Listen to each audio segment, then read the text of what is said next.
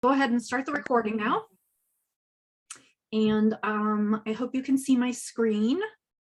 Hi, my name is Laura Cameron. I'm the Director of Operations at Stitchcraft Marketing.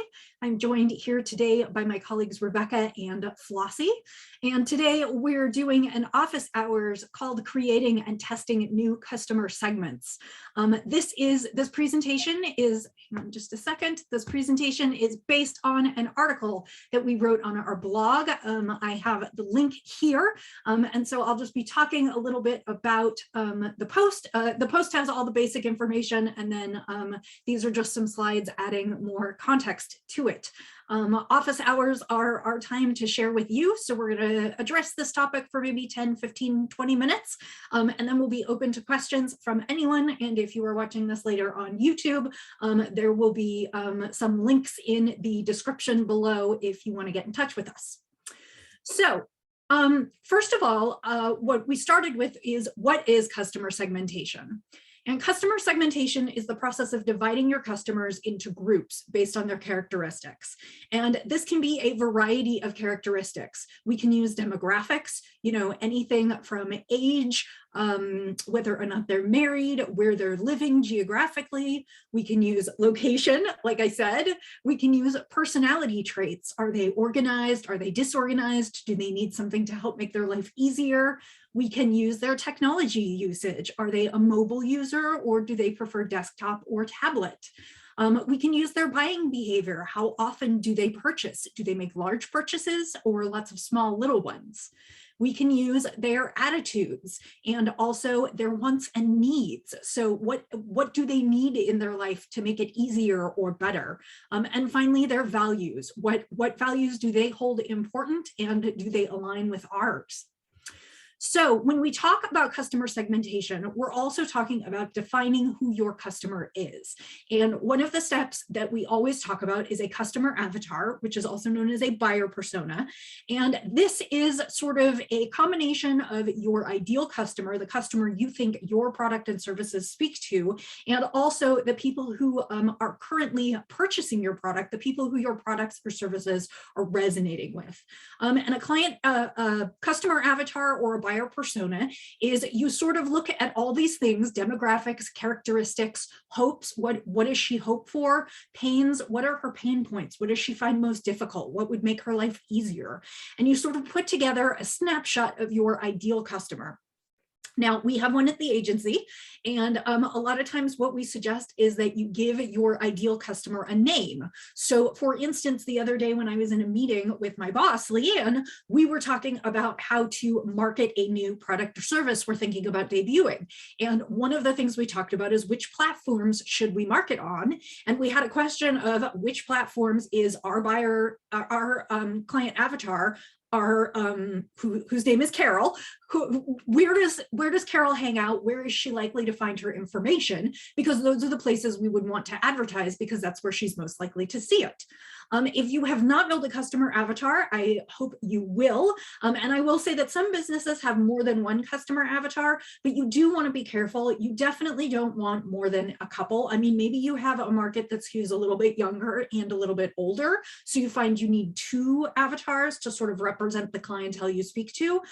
You do not want to have more than a couple, because if you are trying to speak to a wide variety of different individuals, none of your marketing is going to sound tailored to anyone. If your messages, if you're going for broad appeal, you're kind of marketing to no one in particular. I will say we do have a free worksheet on building a customer avatar, and you can find that on our blog. I believe the post is called Customer Avatars and Attitudinal Segmentation, and we have gone through it before. There's also some stuff in our previous office hours sessions. So after you have your customer avatar, well, I guess I'll go back one step. Why would you want to segment your customers? And this is just a statistic that we secured from the Campaign Monitor. Emails with personalized subject lines that's addressing someone's name are 26% more likely to be opened. And marketers have found a 760% increase in email revenue from segmented campaigns. Basically, if you are speaking to your target customer, they are more likely to respond to what you're showing them. So you want to figure out who that segment of your customers is, who really likes and responds to your product, and you want to design your marketing campaigns as though they are targeted just to that group. You really want to speak to that group. So segmenting customers, we kind of broke it down into 4 easy steps. The first step is to set a goal. What is it that you want to accomplish? The hint that we give is, where will you derive the most value? Where are you likely to make the most sales or make the most contacts? And you should find your niche. Again, there are a million yarn stores out there or quilt stores out there. What is your specific secret sauce that brings people coming back to your store over and over again? So you might, we also encourage you to set SMART goals. That is specific, achievable, measurable, realistic, and time sensitive. So you want to pick a goal that you're actually going to be able to measure so that you can go back and say, I did well or I did not do well. You want something that's realistic, because if you're shooting for the moon and there's like no percentage chance you're going to hit it, it's not useful. You want to achieve your goal in a specific period of time. And then, like I said, you want it to be specific and measurable. So examples of goals could be, you want to increase engagement. So you want to get more clicks, you want to get more engagements or conversations, direct messages, responses to your emails. The other thing could be, you want to increase your conversion to sales. It depends whether your objective is to build your relationship with your customers or to actually send out more of a salesy marketing promotion, encouraged to convert people to actually buy the thing that you're selling. And I would say you want to do a mix of both, because sometimes you want to reach out to your customers in a relationship building way that doesn't have an immediate, I want to sell you this, because they are still likely to consider you a trusted source. It builds that no trust like marketing funnel and kind of gets them more interested in you and your brand and your products, and makes them more likely to shop with you in the future. So step 2 is divide your customers into groups. So there are some really easy ways to do this. You can look at demographics like age, gender, income, marital status. You can look at geographics. Are you targeting people who are in town who are going to come to your brick and mortar? Are you targeting people who don't live in town? You want them to support your e-commerce? Psychographic, that refers to their attitudes, values, and interests. Technographic, again, like I talked about, if you see you are predominantly being found by mobile users, maybe you're going to offer something specifically to your mobile users to see if they're more responsive. Behavioral, what are their buying patterns? What are their habits? And what are their needs and values? So once you sort of decide how you want to break things up, then you want to build marketing for those specific groups. So you might want to offer coupons to visit specific locations or in-store only specials. You might send an email based on a product or service that meets a need of theirs. For instance, I was reading a recent marketing report, and they were talking about how so many people have moved to working from home in the pandemic. And if you have offerings for home offices, like, now is the time to get them out there, because people are still sort of refining their home offices. Also, working from home creates a different set of needs. You have distractions. You may have your family around you. You may have difficulty leaving your work in the office because you don't get to physically separate from it because it's still in your home. Now, obviously, not all of that relates to crafty businesses, but there are some unique things that are going on, and your products or services may meet that need at the time. Like I said, you might target advertising to your mobile users. And then the final step is always review your analytics. Look at what happened, what the results are, and take a look so that you can avoid what didn't work and do more of what did work. So which of your campaigns worked the best? And then you can use these lessons to plan future campaigns. If you had great success with one particular thing, think about how you could innovate on that and use it again in the future. You can also conduct follow-up surveys for more data. That might be in the form of, did somebody buy something from you? You might have a 3 or 4 question customer satisfaction survey afterwards. You also could do kind of a relationship survey and see how customers heard about you and what it is they like at your store, or which of your marketing they like the best, which platform they're on. Get yourself some more of the information that could help you segment your customers. So a lot of people ask me if this is hard to do. And the answer is, when you get way down the line and you've done a really good job segmenting, then the incremental gains are harder. But in the beginning, you have lots of resources that you're already using that you may not even be thinking about. So you could test different offers or coupon codes to your different audiences. You have a newsletter list, test an offer with your newsletter list and see who responds from there. You could test a specific coupon code with your Facebook or Instagram followers. You could also test separate codes for Facebook and Instagram, see where more people are paying attention and who's using them. You could test specific codes for in-store shoppers and see if your in-store shopping crew is fairly sensitive to being offered coupons or special project kits. You could also test something for mail order customers. So test something with your e-commerce, maybe a free gift or something else that you would put in online orders only. So we're going to take the example of our Jackie, and this is an avatar that we built. And so this is just kind of an example on how, when you look at your customer segment, then you can target your offers to your customer. So what we know about Jackie from our avatar exercise is she's a beginning crafter. So she might be interested in some basic classes or basic techniques to kind of expand her skills. She prefers knitting over crochet. So of course, we don't want to send her crochet projects. We want to make sure that what she's receiving are knitting projects. She's on a budget. Does she always use your coupons? That might mean she's fairly price sensitive. So you want to keep that in mind when you're sending her offerings. She's looking for quick projects. She makes comments on social media, maybe, about how she loves your hat and cowl projects. So maybe you're not going to hit her with your sweater knit along, but you are going to hit her with maybe a countdown to Christmas with lots of little projects that would make great Christmas gifts. So this is more about using the tools you have, more ideas from things you already have at your fingertips. What feedback do you already get from your customers? Which products and services do they value the most? Are they leaving you product reviews? Are they telling you on your social media, oh my goodness, I have this and it is such a lifesaver? You already get some of the feedback that you want to know. You just have to go look for it. Their reviews on purchases, their comments on social media.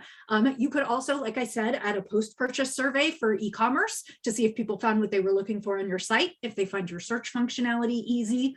You could also develop customer relationship surveys to learn more about your customers. So if you are using a third-party mail system to send out newsletters, you already have some great tools at your disposal. This is, for instance, like one of our newsletters and the report you get from the newsletter. You can see how many people opened it, how many people clicked, if anybody bounced or unsubscribed. This way you can learn who your most engaged customers are. Who are the ones who always open your emails as soon as it arrives? Who are the ones who click links in your emails? Also, what links are most popular? What are the products everybody clicks on as soon as they get it? Your email program will tell you a lot of that data, so then you can begin to segment your lists even within MailChimp and kind of refine your sends so that you know you're giving people what they like. I will say for one client, Eucalan is a wool wash, and I find that each new season, I do a knitting pattern roundup. So like all new patterns for spring, all new patterns for fall. Here's some knitting inspiration to kickstart your, to jumpstart your crafting for the new season.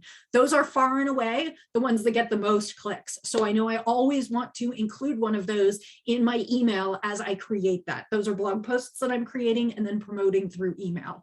But like I said, that is far and away the most clicked on link. So I always want to include those because my customers the customers for Eucalan are looking for pattern inspiration. Your point of sale service system is your best friend if you are using Shopify or another app.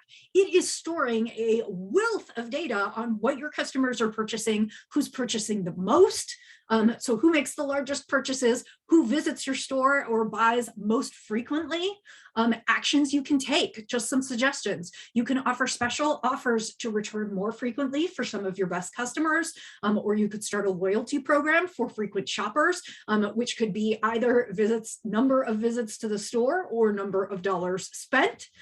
You can also send a "we miss you" message to those you haven't had recently. While we encourage you to spend a lot of time marketing to your receptive audience, those who are engaged and who like to shop with you, you also could take that segment that doesn't open your emails as often or that doesn't come to the store that often, and every quarter or every 6 months, send them an email that says, "we miss you and we've got these great things in our store." So like I said, you have a wealth of information at your fingertips. You don't even have to dig that hard for it, because I'm sure you can run reports of who your top 20 customers are or who made the largest purchases in the last 6 months. Again, more tools you have. Where are your customers located geographically? You could target your local customers with in-store only offers. You can get double point if you have a loyalty program. You can get double points for shopping in store this week. Or you can offer a free gift or an extra with online purchases to offer e-commerce. It just depends which market is most profitable for you and which market you want to focus on. And you could focus on different markets at different times of the year as well. Again, more things you can do with the tools you have. Everyone loves a birthday surprise, and both Shopify and MailChimp allow you to track birthdays. If you decide you want to send somebody a special birthday coupon, you could set it up on MailChimp so that you send an automated birthday greeting using your newsletter platform. You basically come up with the newsletter and you have it send, you can basically tell it to use your list and send automatically the week of someone's birthday that wishes them a happy birthday, and you might offer a birthday coupon or a special item to customers, much like Starbucks offers a free coffee the week of your birthday. You might just offer them a little extra or a 10% off coupon. Come celebrate your birthday in store with us, and then make it only valid for, a week or 2 weeks. And, that encourages customers to come back into your store. And you can basically create that birthday greeting. And once it's set up, it's ready to go. And then if you want to, you can change it a little bit each year. So for instance, you could go in each January and change it so that, from year to year, people get slightly different birthday greetings and slightly different offers. But again, you could also just make it, you get a coupon the week of your birthday every year. So there are other programs that will help you segment customers. They are pricier. Everything that I've told you already is using most of the tools you probably already have. And if you haven't used a newsletter platform, they are relatively inexpensive.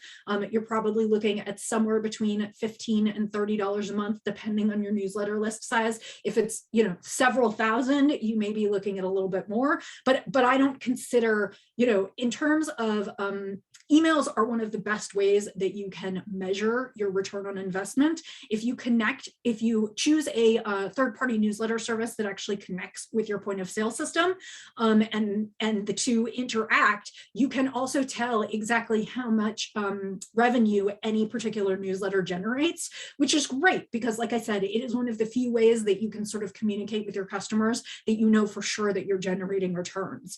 And all of that is not super costly. However, if you really want to dig into customer segmentation, you want to go a whole hog and you are a bigger business and you can afford it, there are other tools.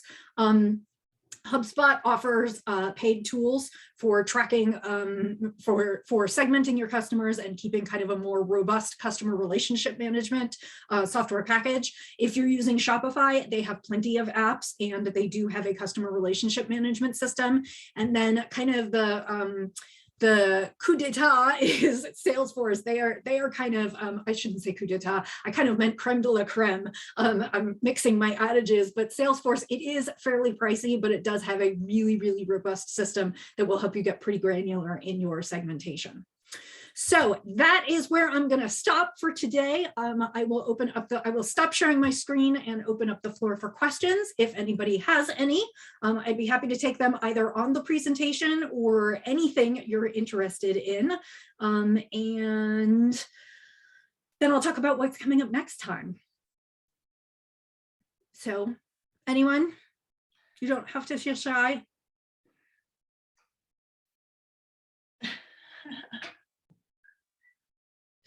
Okay, well, then I will tell you our next session is coming up on, I believe, March 15th. Let me just double check my notes. And yes, March 15th. And every year we put together kind of an article on craft trends, what we're spotting, what we're seeing might be popular, areas of both marketing and crafting that we see kind of intersecting. And you can view past craft trends, either we've done them at office hours and we also have them on our website. Generally, we wait until some of the trade shows happen, but of course this year not all the trade shows are happening, and the next big trade show is in June. However, we're going to collect some crafting trends we think are hot for 2022, and we'll be sharing those with you next time. So thank you for joining us. I'll still stick around for another minute or two. If we have questions, you're always welcome to contact us at Stitchcraft Marketing. I'm Laura at stitchcraftmarketing.com. You can always reach out to me.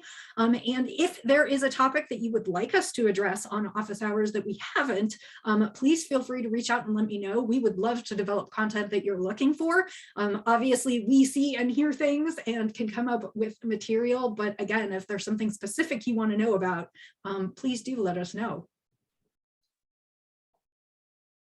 Okay, well, thank you. Oh, thank you, Sherry. Thanks for joining us. We're glad to see you. And if anyone else has any questions, I'll just hang out for a few more minutes. And you're welcome to unmute yourself if you'd like, because there's not that many of us, so.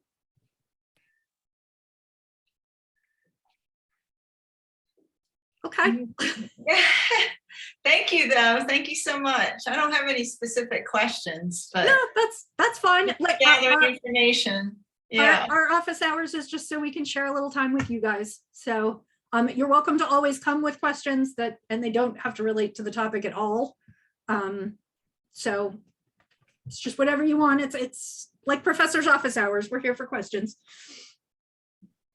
All right. So Laura, if you're looking at developing your avatar, what is, especially for me where I really don't have a lot of data yet, at what point should I be looking at doing that? Well, you do have some idea of your clientele. We have a presentation that we did about customer avatars where Leanne talked about how, I'll see if I can find the link to it and send it to you. She talked about how you can do, it takes a little time, but you can do some snooping. For instance, you could start looking at the profile pages of some of the people who are in your Facebook group. You know, and you can see like what kinds of projects they tend to share. You know, if they're into multiple crafts. You can sometimes tell, some about their demographics, you know, what their age is. You can sometimes tell their political leanings, whether or not you want to, or, but I mean, Facebook is kind of a wealth of information because you can see what your people are posting elsewhere, and you can go to anyone's profile page and see what's public on there. In terms of sort of setting up for your store, I would actually suggest that as we move forward in the next couple months, we could do a few quick relationship surveys. Now, of course, you do have a bias in that some people, you know, a lot of people will just delete it and not answer it, but we could do some, you know, like what's most important to you? What is your favorite project? Some of those kinds of things. And even if we don't get specific to the person, like we may not end up matching up all the answers to a specific person, but you could get a general feel. For instance, if you have a small but dedicated group of garment sewers who wants to learn more about that could help you plan your class schedule. You know, I mean, it's not, you're not specifically looking to speak to one person, but you're trying to find the people who are most often your customers and who are most attracted to your shop offerings. You talked about also how you wanted to kind of be a beginner hub. And so tailoring the offerings to sort of tailor some of your marketing to, do you want to learn more skills? Do you want to go through a beginner series? You know, we have a beginner series of classes that will lead you through, you know, progressively more complicated projects to kind of build your skill set out so you feel confident to tackle things. You know, I mean, you've spoken to me about some of your goals for what you want it to be. And it's a little bit of both. I mean, it's a really good idea to have an ideal customer in mind and someone you think you can help. You also have to look at the reality of who your customers are and who's actually already coming to your store. So it is a dual-edged sword, and you may create your ideal avatar, and you may create your current avatar, and then look at how you can market to both of those. Okay. So because you may not have one avatar. We just encourage people not to have 10, because if you're trying to do 10 different marketing options, it gets real complicated about who you're really speaking to. Yeah, years and years ago when I was in the hospitality industry, we actually worked with HubSpot to create. We had 4 avatars because of the type. Some of them were summer, some of them were winter, because we did vacation rentals. Well, and as it makes sense, a lot of what we did. Right. And as it makes sense for your clientele, it's just the more avatars you have, the more different versions of things you're going to need to create to hit those markets. And at some point, you're trying to hit so many diverse set. I mean, that's a little more seasonal, and we certainly could work something seasonally with yours too, where we do a little bit more e-commerce outreach in the summer months, where people have gone back home, because you're the opposite. You're a snowbird capital. So in the summer and fall might be the time where we'd want to say, hey, we miss you. You could still shop with us online, and here are some things we're going to be doing this winter that you definitely want to come back for. That kind of thing. Yeah, that's a good idea. Okay. So awesome. I mean, I realize a quilt shop probably has a few different. You've got your beginners, you've got your people who know more, you've got maybe some young folks, maybe some older folks. I mean, you do have a few different sets. I'm not saying that one size marketing fits everything, but again, if you want to hit like the really young people and the really old people and the people in between and the people who are at all different 6 different income level, it spiders out really quickly. So and a lot of people say, well, so I'm doing one thing of marketing and I don't really know who's responding to it. I mean, this is also sort of more of a beginning presentation on look at some of the data you have, and it'll take you 6 months or a year to generate some of the data, but who's spending the most at your, obviously, because you didn't have a point of sale system before, but who's spending the most, who's coming in every single week and buying a little something, versus who are your customers who are in your database, but they come once or twice a year. You don't want to spend a ton of time reaching out to them, because if they're not going to come in more frequently, then you might as well focus on your frequent shoppers. So that's just sort of the basics. Like I said, I'll be helping you with some of this. So. Hey. Awesome. Okay. Thank you. No problem. Well, thank you all for joining us. Reach out if you have questions, and I wish you a great rest of the week. Thanks.